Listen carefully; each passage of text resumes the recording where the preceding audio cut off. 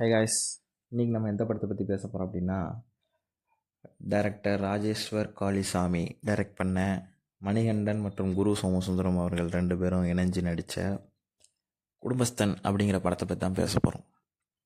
So முதல்ல நான் இந்த படத்தை பற்றி பேசுகிறதுக்கு முன்னாடி முதல்ல அவங்க எல்லாருக்கும் ஒரே ஒரு ரெக்வஸ்ட் வைக்கிறேன். என்னென்னா, தயவு செஞ்சு படத்தை போய் தியேட்டரில் பாருங்கள்.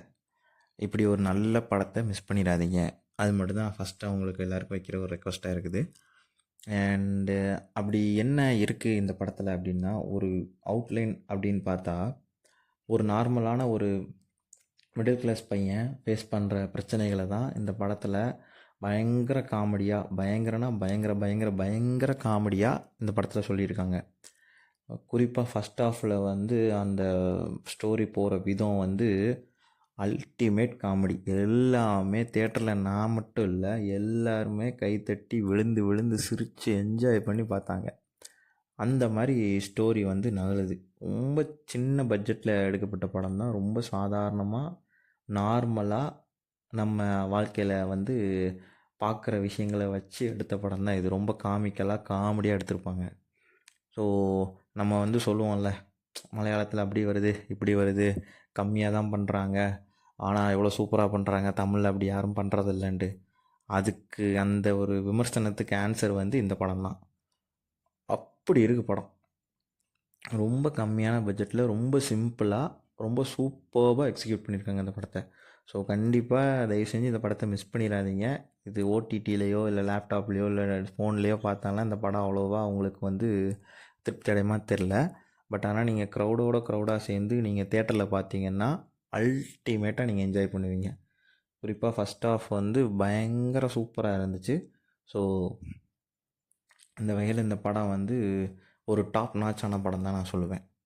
அண்ட் கம்மிங் டு என்ன சொல்கிறது, ஒரு ஸ்க்ரீன் பிளேயோ இல்லை எதை பற்றி பேசுகிறதுனே தெரில. ஸ்டோரி ஓவராலாக எல்லாமே பர்ஃபெக்டாக இருக்குது.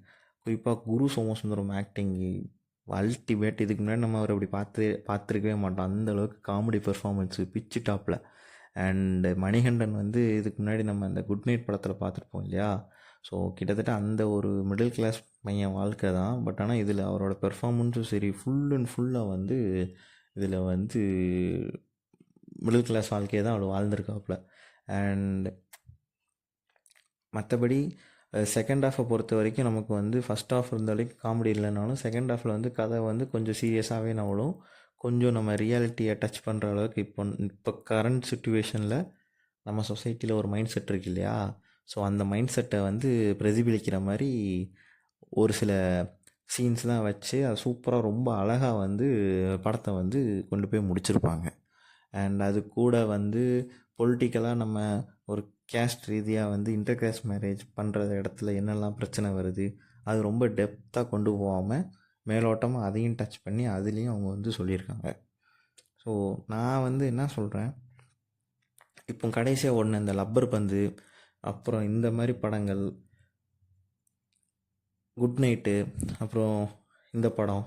ஸோ இந்த படத்தெல்லாம் இப்படி தாறுமாறாக ஓடுறதுக்கான காரணம் வந்து மெயின் என்னென்னா காமெடி.